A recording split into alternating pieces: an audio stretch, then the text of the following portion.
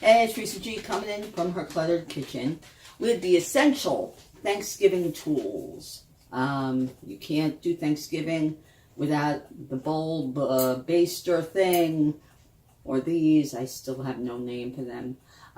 So I thought I would give you a rundown on the essential tools for Thanksgiving.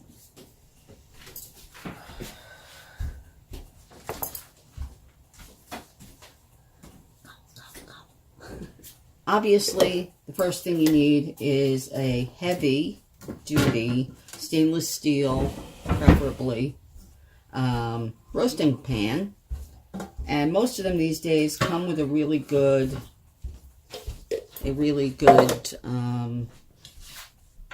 rack inside, so that you can lift up the bird afterwards. If it's stainless steel, you can put it on the stovetop afterwards with a little heat under it, so you can make your gravy with the drippings.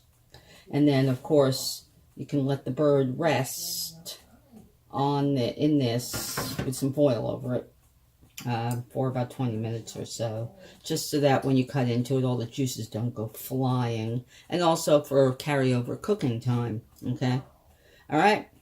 To lift the bird out, you need a pair of these kind of lifter things. Without these, I had an old fork, and I would try to maneuver it with my tongs, and most of the time the bird fell, usually right back into this, but you don't want it to fall on the ground. Okay, so a good pair of these little lifter things, very essential. For basting, if you baste. I don't baste. I find basting to be a waste of time. It does not help it to brown anymore. All right, I haven't basted in probably 10 years, and my bird comes out nice and golden brown. And why? Because I started at high heat, and then I lower it about a couple of hours before, and I cover it with foil, and it finishes cooking within, well, I usually do a 12 to 15 pound bird, and it takes like 3 hours. So if you keep opening the oven to baste, then you lower the heat in the oven, which makes it take longer to cook. Doesn't make any sense to me. But if you do baste, you need a good bulb baster thing. You suck up, you hold it, you suck up the juices, and you put them all over the bird. All right, you can get them anywhere really cheaply. Okay.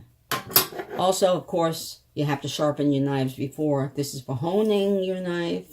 If you already have a sharp knife, you just want to hone it, you need one of these, a honer.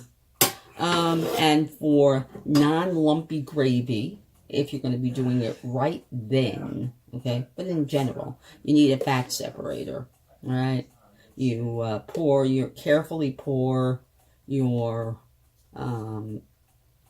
juices and drippings, and you let all the big stuff like carrots or whatever you use underneath your bird, onions, lemons, whatever, you let that stay on top, and all the liquids fall to the bottom, and all the fat, you let it sit for like 10-15 minutes, and all the fat rises to the top, and then you just pour it out. Okay, really smart. The other things you need are some good mitts. This one has some silicone on it, so it's oven safe. Okay. Of course, for your mashed potatoes, if you're doing your mashed potatoes also, you need a good masher. Okay. And the best thing is to warm your rolls. Get something that you can put in the microwave oven with the rolls. This one I think is a micro-friendly one. Gobble, gobble, gobble, gobble, gobble, gobble. So those are my essential. Oh, one other essential tool. Last but not least, a good cutting board. Okay, you need a cutting board with one of these ridges for the juices. Oh my god, you gotta see this.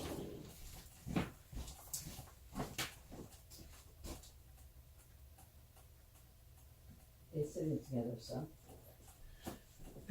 It's It cute. doesn't happen too often. That's true. It is cute.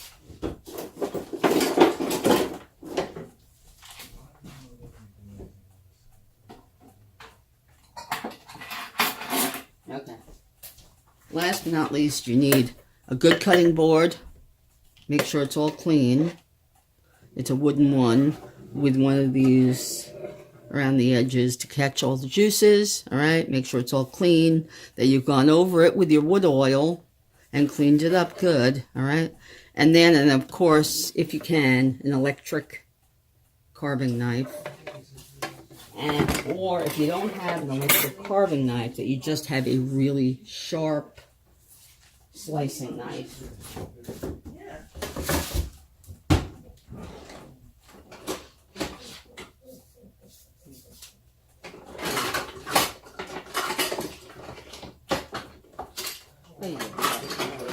Where is it? Or a really sharp, like slicing knife. I mean, this one's for fish, but you know, something really sharp. Okay. I think you just need to give it some time, Daddy. Okay. So those are my essential tools.